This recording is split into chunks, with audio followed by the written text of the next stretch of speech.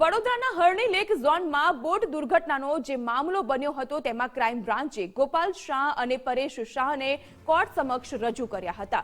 કોટિયા પ્રોજેક્ટનો પડદા પાછળનો મુખ્ય સૂત્રધાર છે પરેશ શાહ, કે જે પોલીસ ગિરફ્તમાં આવી ગયા બાદ કોર્ટ સમક્ષ હાજર થયો।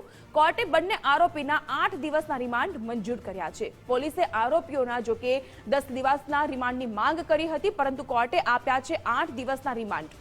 3 કલાકની ઉગ્ર દલીલ બાદ કોર્ટે બંને આરોપીના રિમાન્ડ મંજૂર કર્યા। રિમાન્ડ દરમિયાન આર્થિક વ્યવહારો અને દસ્તાવેજોની તપાસ થશે। બંને આરોપીઓના કોલ ડિટેલ્સ પરથી પણ ખુલશે રાઝ।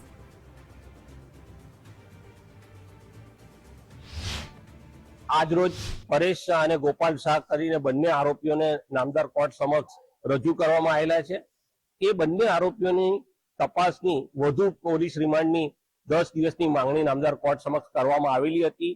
આ આરોપીઓ બંને મુખ્ય સૂત્રધાર છે, જે કોટિયા પ્રોજેક્ટ પાસેથી જે કોન્ટ્રાક્ટ મેળવ્યા પછીથી એ લોકોએ સબ કોન્ટ્રાક્ટ આપેલા છે। સબ કોન્ટ્રાક્ટ આપીને કોને કેટલા પ્રોફિટ છે, કોના કયા પ્રકારના હિસાબો છે, કોણ આમાં અલગ અલગ લોકો ઇન્વોલ્વ છે, એ તમામ પ્રકારની માહિતી મેળવવા માટે અને આ લોકોએ મુખ્ય સૂત્રધાર તરીકેનો જે રોલ રહેલો છે, એમાં અગાઉના આરોપીઓ જે રિમાન્ડ પર છે એમની પાસેથી જે પોલીસ તપાસ દરમિયાન જે મહત્વની બાબતો મળી છે એના ક્રોસ વેરિફિકેશન, એની તપાસની કડીઓ એકઠી કરવા માટે હાલ જે નામદાર કોર્ટે 8 દિવસના રિમાન્ડ બંને આરોપીઓને આપેલા છે।